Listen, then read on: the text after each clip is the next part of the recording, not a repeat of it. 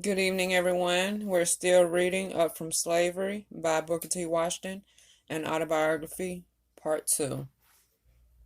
Chapter 1, A Slave Among Slaves. I was born a slave on a plantation in Franklin County, Virginia. I am not quite sure of the exact place or exact date of my birth, but at any rate, I suspect I must have been born somewhere at some time. As nearly as I have been able to learn, I was born near a crossroads post office called Hales Ford, and the year was 1858 or 1859. I do not know the month or the day. The earliest impressions I can now recall are the plantation and the slave quarters, the latter being the part of the plantation where the slaves had their cabins. My life had its beginning in the midst of the most miserable, desolate, and discouraging surroundings. This was so, however, not because my owners were especially cruel, for they were not, as compared with many others. I was born in a typical log cabin about 14 or 16 feet square. In this cabin I lived with my mother and a brother and sister till after the Civil War, when we were all declared free. Of my ancestry, I know almost nothing in the slave quarters, and even later I heard whispered conversation amongst the colored people of the tortures which the slaves, including, no doubt, my ancestors on my mother's side, suffered in the middle passage of the slave ship while being conveyed from Africa to America. I have been unsuccessful in securing any information that would throw any accurate light upon the history of my family beyond my mother. She, I remember, had a half brother and a half sister. In the days of slavery, not very much attention was given to family history and family records. That is, black family records. My mother, I suppose, attracted the attention of a purchaser who was afterward my owner and hers. Her addition to the family to, to the slave family attracted about as much attention as the purchase of a new horse or cow. Of my father I know even less than of my mother. I do not even know his name. I have heard reports to the effect that he was a white man who lived on one of the nearby plantations. Whoever he was, I never heard of his taking the least interest in me or providing me in any way for my rearing. But I do not find especially fault with him. He was simply another unfortunate victim of the institution which the nation unhappily had engrafted upon it at the time. The cabin was not only our living place, but was also used as the kitchen for the plantation. My mother was the plantation cook. The cabin was without glass windows. It had only openings in the side which let in the light and also the cold, chilly air of winter. There was a door to the cabin, that is, something that was called a door, but the uncertain hinges by which it was hung, and the large cracks in it, to say nothing of the fact that it was too small, made the room a very uncomfortable one. In addition to these openings, there was the lower right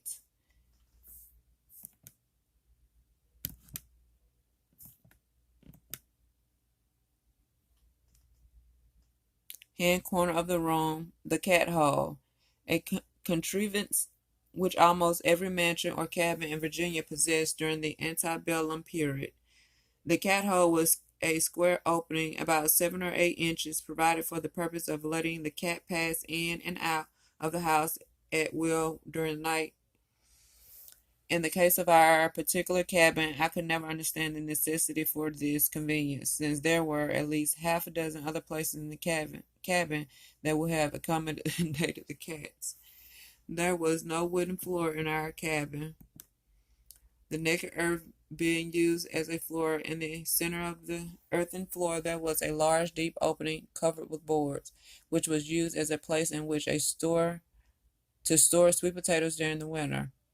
An impression of this potato hole is very distinctly engraved upon my memory, because I recall that during the process of putting the potatoes in or taking them out, I would often come into the possession of one or two, which I roasted and thoroughly enjoyed. There was no cooking stove on our plantation, and all the cooking for the whites and slaves my mother had to do over an open fireplace, mostly in pots and skillets, while the poorly built cabin used us to suffer with cold in the winter. The heat from the open fireplace in summer was equally trying. The early years of my life, which were spent in the little cabin, were not very different from those of thousands of other slaves. My mother, of course, had little time in which to give attention to the training of her children. During the day, she snatched a few moments for our care in the early morning before her work began, and at night, after the day's work was done. One of my earliest recollections is that of my mother cooking a chicken late at night and awakening her children for the purpose of feeding them. How or where she got it, I do not know. I presume, however, it was procured from our owner's farm. Some people may call this theft if such a thing were to happen now. I should condemn it as theft myself. But taking place at the time it did, and for the reason that it did, no one could ever make me believe that my mother was guilty of thieving. She was simply a victim of the system of slavery.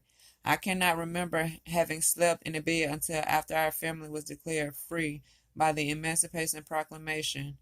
3 children, John, my older brother, Amanda, my sister, and myself, had a pallet on the dirt floor, or to be more correct, we slept in and on a bundle of 50 rags laid upon the dirt floor. I was asked not long ago to tell something about the sports and pastimes that I engaged in during my youth. Until that question was asked, it had never occurred to me that there was no period of my life that was devoted to play. From the time that I can remember anything, almost every day of my life had been occupied in some kind of labor. Though I would think now to be more useful man if I had time for sports. During the period that I spent in slavery, I was not large enough to be of much service. Still, I was occupied most of the time in cleaning the yards, carrying water to the men in the fields, or going to the mill to which I used to take the corn once a week to be grounded. The mill was about 3 miles from the plantation. This work I always dreaded. The heavy bag of corn would be thrown across the back of the horse, and the corn divided about evenly on each side. But in some way, almost without exception, on the trips the corn would so shift as to become unbalanced and would fall off the horse, and often I would fall with it. As I was not strong enough to reload the corn upon the horse, I would have to wait sometimes for many hours to the chance a passerby came along who would help me out of my trouble. The hours while waiting for someone are usually spent in crying. The time consumed in this way made me late in reaching the mill, and by the time I got my corn grounded and reached home, it would be far into the night. The road was a lonely one, and often led through dense forest. I was always frightened. The woods were said to be full of soldiers who had deserted from the army, and I had been told that the first thing a deserter did to a Negro boy when he found him alone was cut off his ears. Besides, when I was late in getting home, I knew I would always get a severe scolding or a flogging. I had no schooling whatever while I was a slave, though I remember on several occasions I went as far as the schoolhouse door with one of my young mistresses to carry her books. The picture of several dozen boys and girls in a schoolroom engaged in study made a deep impression upon me, and I had the feeling that to get into a schoolhouse and study in this way would be about the same as getting into paradise. As far as I can now recall, the first knowledge that I got of the fact that we were slaves and the freedom of the slaves was being discussed was early one morning before day, when I was wakened by my mother, kneeling over her children and fervently praying that Lincoln and his armies might be successful, and that one day she and her children might be free. In this connection, I have never been able to understand how the slaves throughout the South, completely ignorant as were the masses, so far as books or newspapers were concerned, were able to keep themselves so accurately and completely informed about the great national questions that were agitating the country. From the time that Garrison, Lovejoy, and others began to agitate for freedom, the slaves throughout the mere child during the preparation for the Civil War and during the war itself, I now recall the many late at night whispered discussions that I heard my mother and the other slaves on the plantation indulge in. These discussions showed that they understood the situation and that they kept themselves informed by events by what was termed the grapevine telegraph. During the campaign when Lincoln was first candidate for the presidency, the slaves on our far-off plantation miles from my railroad or large city or daily newspaper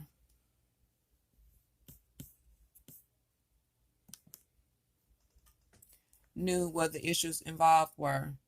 When war was begun between the North and the South, every slave on our plantation felt and knew that, though other issues were discussed, the primary one was that of slavery.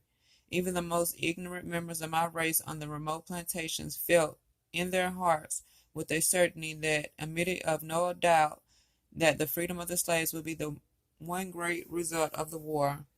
And the Northern armies conquered. Every success of the Federal armies and every defeat of the Confederate forces was watched with the keenest and most intense interest. Often the slaves got knowledge of the results of great battles before the white people received it. This news was usually gotten from the colored man who was sent to the post office for the mail. In our case, the post office was about 3 miles from the plantation, and a mail came once or twice a week. The man who was sent to the office would linger about the place long enough to get the drift of the conversation from the group of white people who naturally congregated there.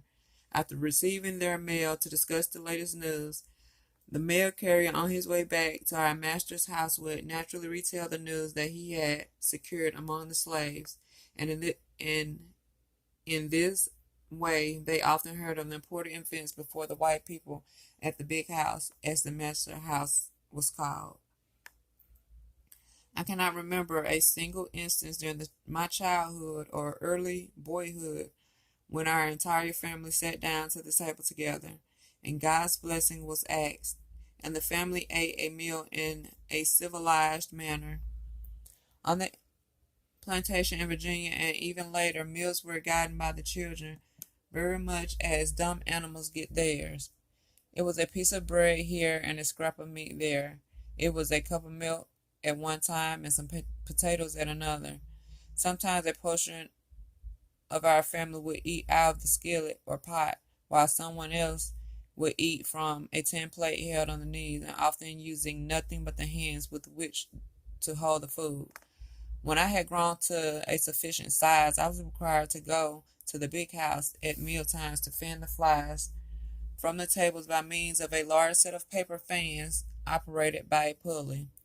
Naturally, much of the conversation of the white people turned upon the subject of freedom and the war, and I absorbed a good deal of it. I remember that at one time I saw 2 of my young mistresses and some lady visitors eating ginger cakes in the yard.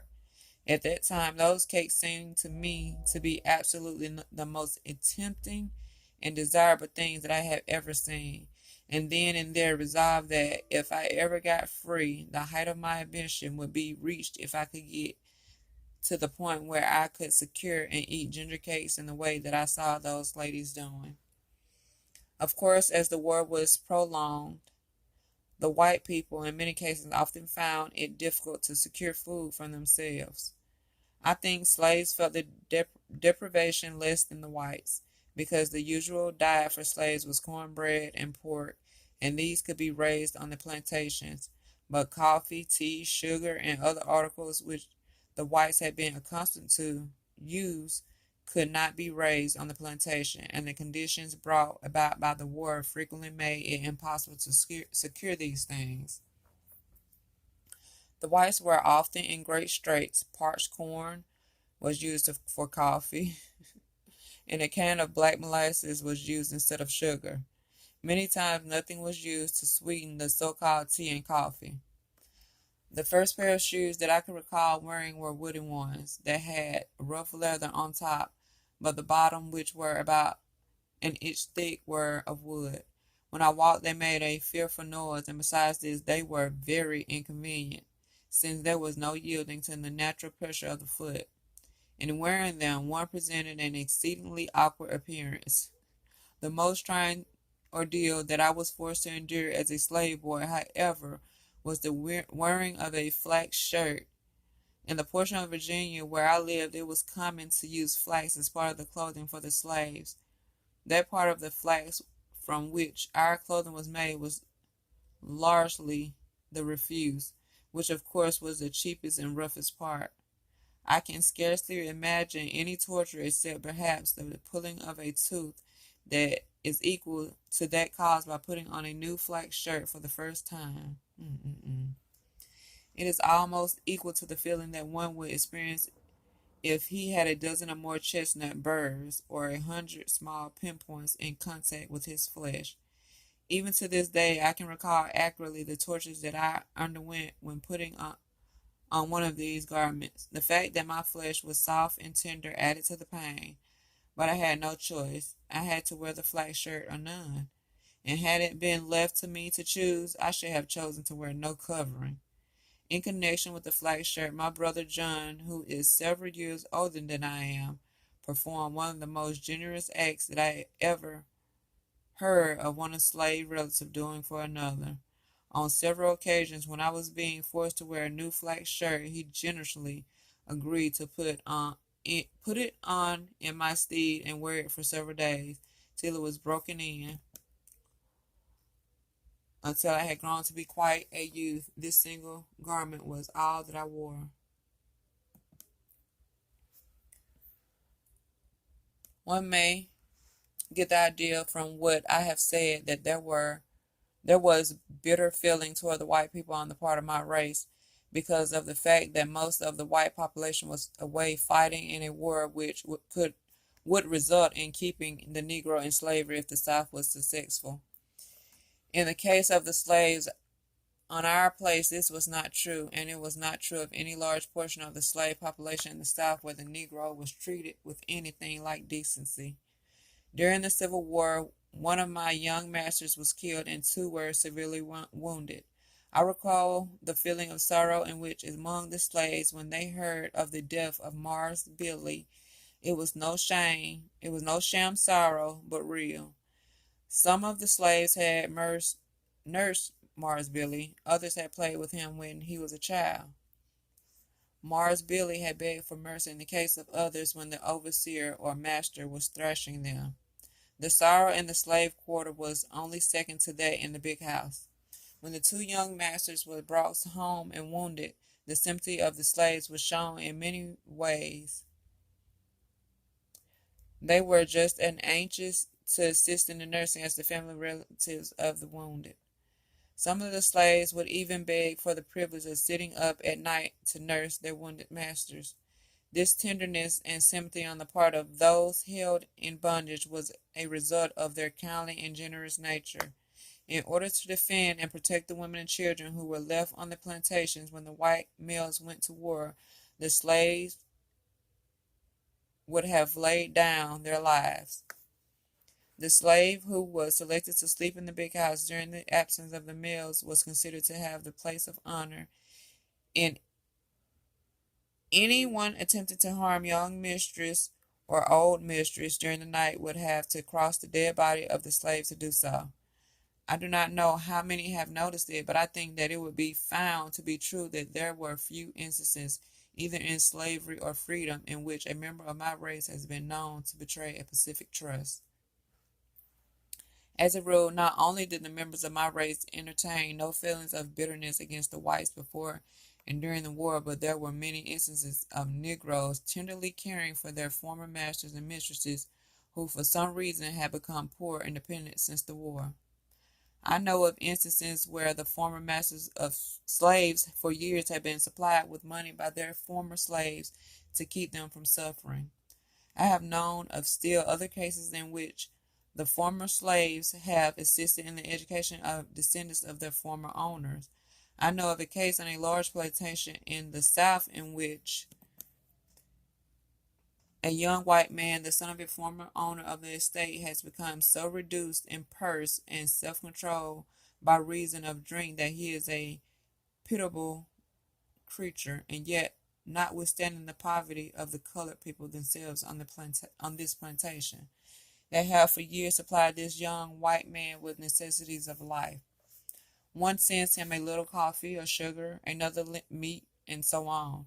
Nothing that the colored people possess is too good for the son of old Mars, Tom, who will perhaps never be permitted to suffer while any remain on the place who knew directly or indirectly of old Mars, Tom. I have said that there were few instances of a member of my race betraying a specific trust. One of the best illustrations of this which I know of is in the case of an ex-slave from Virginia whom I met not long ago in a little town in the state of Ohio. I found that this man had made a contract with his master 2 or 3 years previous to the Emancipation Proclamation to the effect that the slave was to be permitted to buy himself by paying so much per year for his body. And while he was paying for himself, he was to be permitted to labor where and for whom he pleased. Finding that he could secure the better wages in Ohio, he went there. When freedom came, he was still in debt to his master some $300.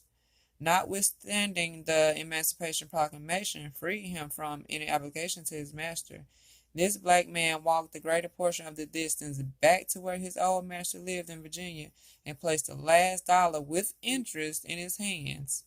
In talking to me about this, the man told me that he knew that he did not have to pay the debt, but that he had given his word to the master and his word had never been broken. He felt that he could not enjoy his freedom till he had fulfilled his promise. Oh, what a good man. What a good old boy. From some things that I have said, one may get the idea that some of the slaves did not want freedom.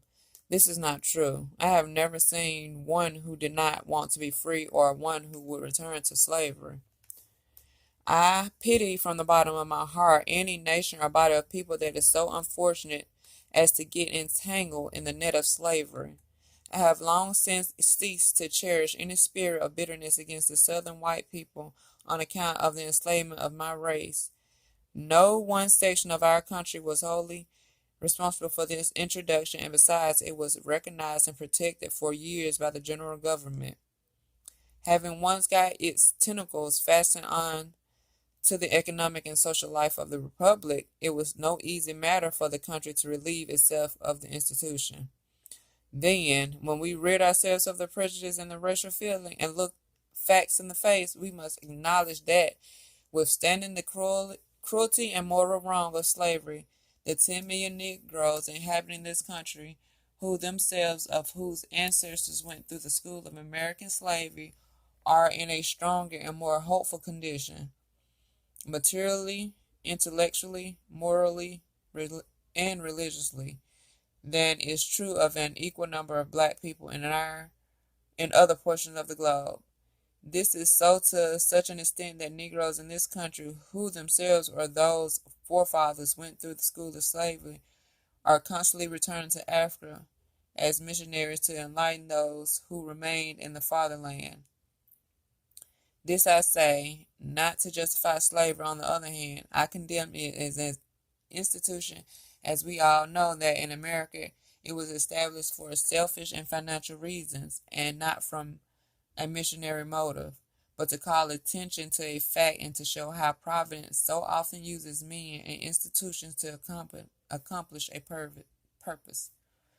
When persons ask me in these days how, in the midst of what sometimes seem hopelessly discouraging conditions, I can have such faith in the future of my race in this country, I remind them in the wilderness through which and out of which a good providence has already led us.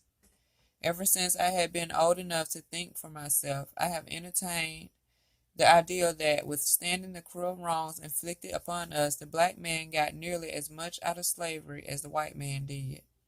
The hurtful influences of the institution were not by any means confined to the Negro.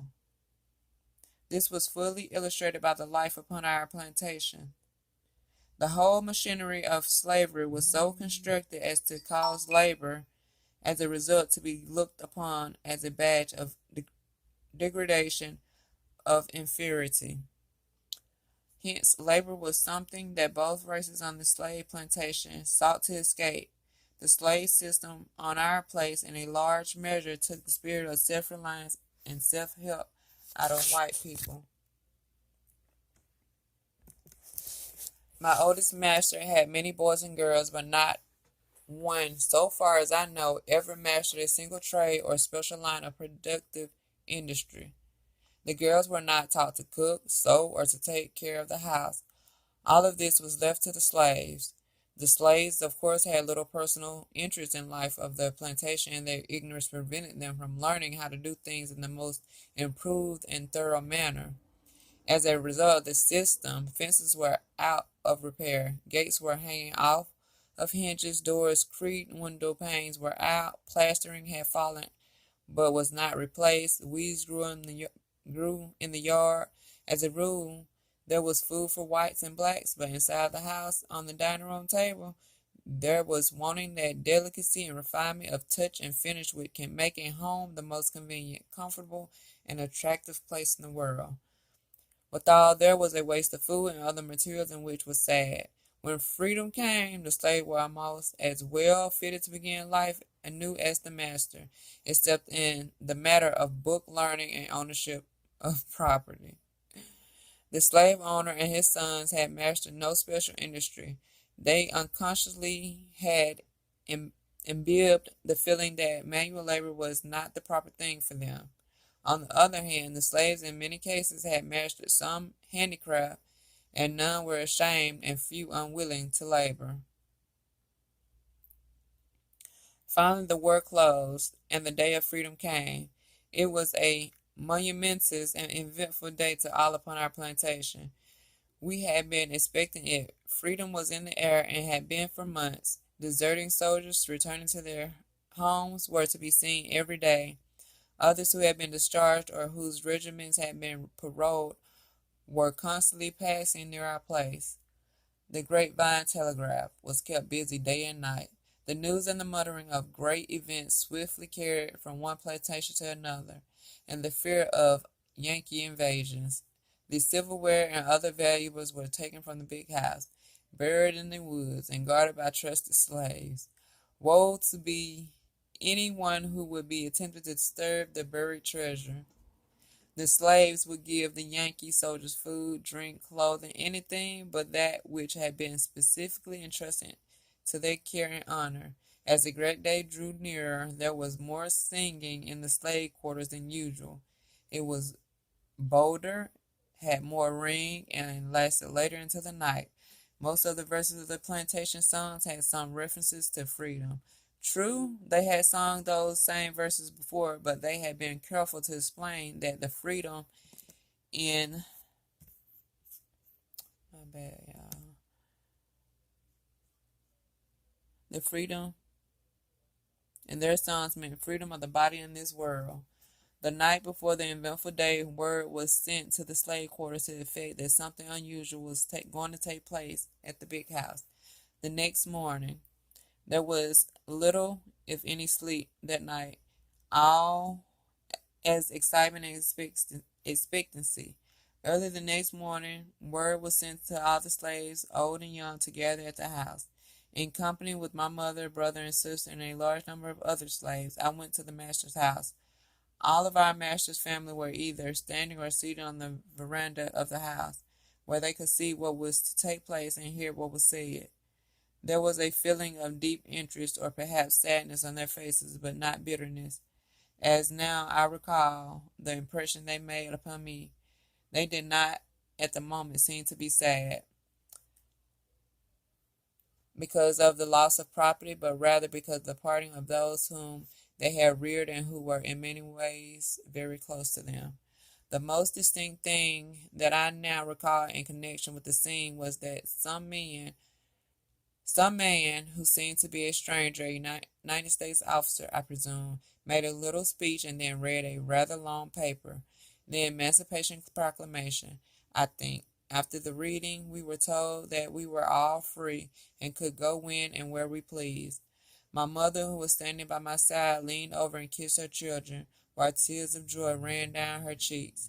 She explained to us what it all meant, and that was the day for which we had been so long praying, but fearing that she would never live to see. For some minutes there was great rejoicing and thanksgiving and wild scenes of ecstasy, but there was no feeling of bitterness. In fact, there was pity among the slaves for our former owners.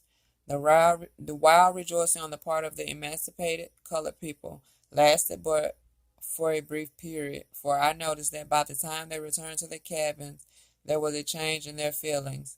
The great responsibility of being free, of having charge of themselves, of having to think and plan for themselves and their children, seemed to take possession of them.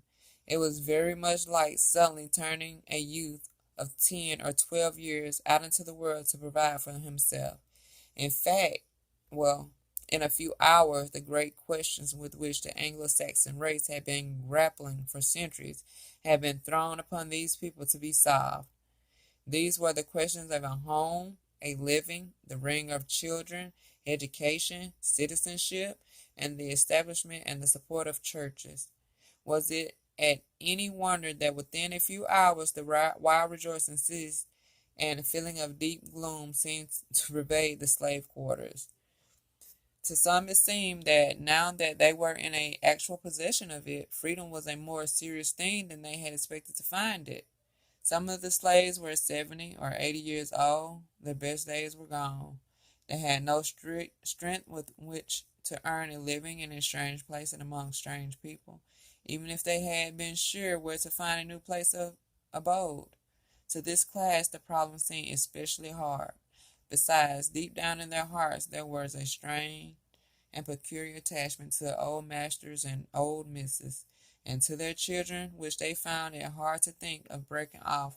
With these they had spent in some cases nearly half a century, and it was no light thing to think of parting. Gradually, one by one, stealthily at first, the older slaves began to wander from the slave quarters back to the big house, to have whispered conversation with their former owners as to the future. Okay, that's the end of chapter 1, part 2.